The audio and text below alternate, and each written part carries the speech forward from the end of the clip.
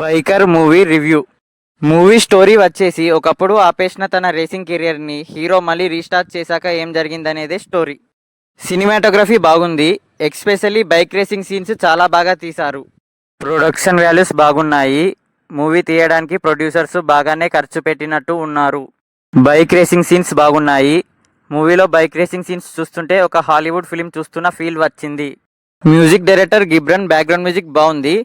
But ఈ మూవీలో songs అయితే అవసరం లేదు, ఏదో పెట్టాలి కదా అన్నట్టు పెట్టినట్టుంది. మూవీలో డైరెక్టర్ చూస్ చేసుకున్న బిగ్గెస్ట్ మిస్టేక్ వచ్చేసి ఈ మూవీని ఒక బైక్ రేసింగ్ మూవీలా కాకుండా ఒక ఫాదర్ అండ్ సన్ క్యారెక్టర్స్ మధ్యలో ఎమోషనల్ ఫిలింగా తీద్దాం అనుకున్నాడు.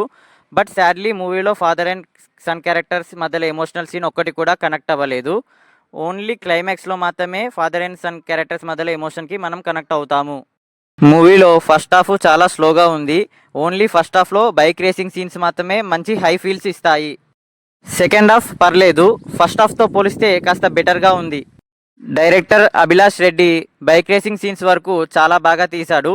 బట్ రెస్ట్ ఆఫ్ ది ఫిలింలో డైరెక్షన్ పెద్దగా బాలేదు.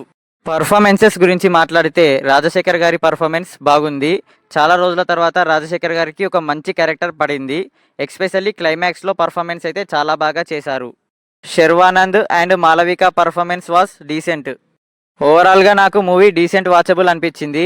మీరు కనుక మూవీ చూసుంటే మీకు ఎలా అనిపించిందో కామెంట్ సెక్షన్లో కామెంట్ చేయండి.